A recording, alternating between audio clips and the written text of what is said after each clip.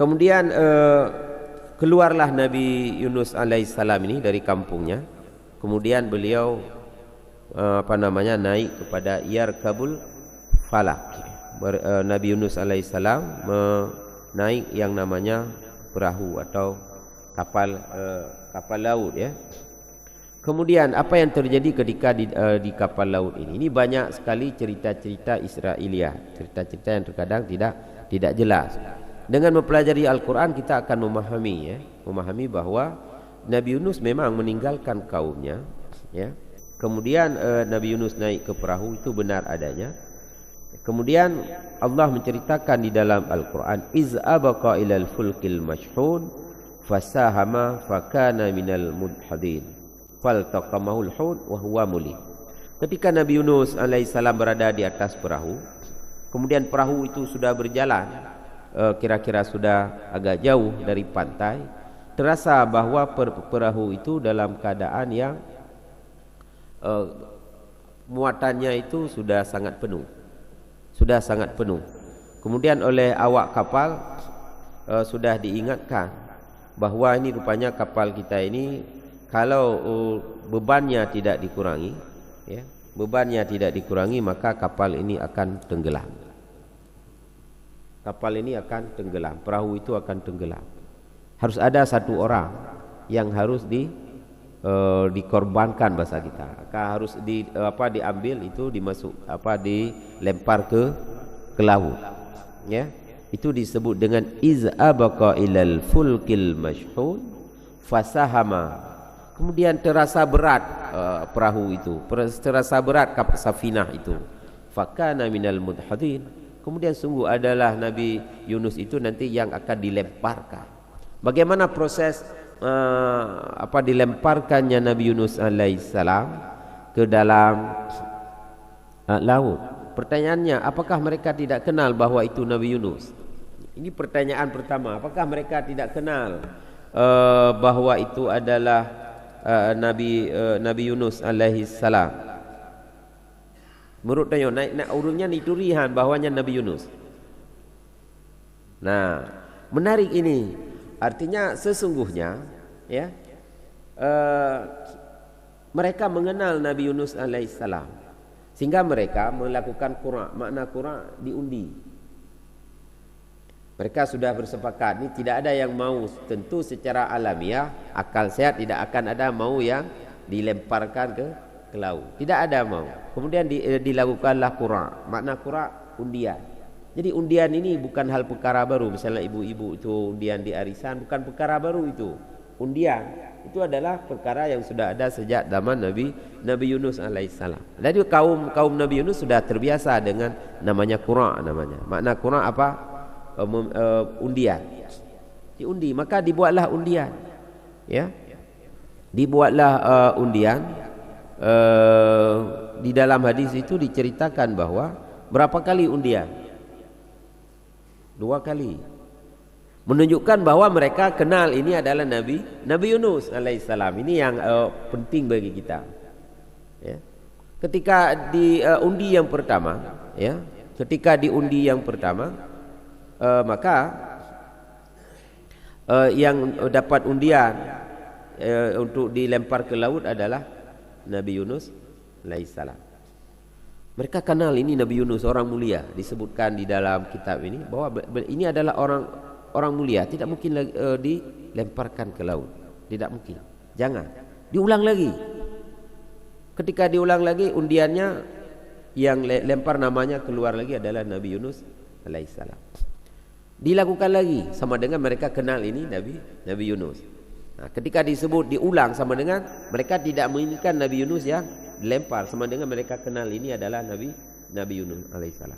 Pertanyaannya, mengapa Nabi Yunus akhirnya beliau yang diundi kemudian dilempar ke laut?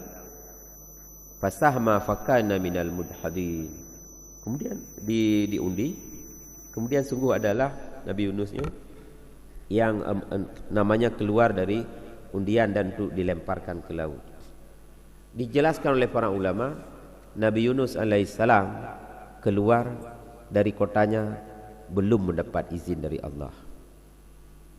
Belum mendapat izin dari Allah. Ini sebabnya kenapa nanti beliau itu yang dilemparkan. Diulang lagi beliau lagi, diulang lagi beliau lagi yang keluar namanya di undian. Dijelaskan mengapa? Karena beliau keluar dari kotanya walaupun marah pada kaumnya, belum mendapatkan izin Allah. Lihatlah kisah kembali dari Nabi Nuh. Beliau buat kapal dengan izin Allah. Nabi Ibrahim keluar dari kotanya dengan izin Allah. Kemudian Nabi Lut keluar dari kotanya dengan izin Allah. Nabi belum berhijrah sebelum Nabi kita Muhammad sallallahu alaihi wasallam belum boleh berhijrah sebelum adanya izin dari Allah. Inilah yang dijelaskan mengapa nantinya kenapa Nabi Yunus sebenarnya keluar dari kotanya karena merasa jengkel, marah kepada kaumnya, pegang-pegang dengar. Kemudian keluar tapi belum mendapat izin Allah. Belum turun wahyu dari Allah, wahai Yunus silahkan engkau pergi. Belum dapat izin Allah. Maka ini adalah salah satu ujian bagi Nabi Yunus alaihi salam. Ini manusiawi, seperti yang kita sampaikan kepada Jumat yang lalu tentang Nabi Sulaiman alaihi salam lupa mengucapkan insya-Allah. Inilah kisah-kisah kenapa diminta untuk kita bercerita, mendengarkan, membaca kembali kisah ini. Ada pelajaran di sana bahwa izin Allah, insya-Allah, kalimat-kalimat yang seakan-akan sederhana itu punya pengaruh yang luar biasa. Ingat kemudian apa yang terjadi setelah fasahama fakana minal mudhadin, dilemparkan Nabi Yunus dengan takdir Allah Subhanahu wa taala, fal taqamaul hut wa huwa mulim. Kemudian Nabi Yunus alaihissalam ya, sebagai ujian dari Allah Subhanahu wa taala, fal taqamahul hut, kemudian dia ditelan oleh ikan hut ya, wa huwa mulim. Ya, kemudian ditelanlah Nabi Yunus alaihissalam di dalam perutnya ikan hut.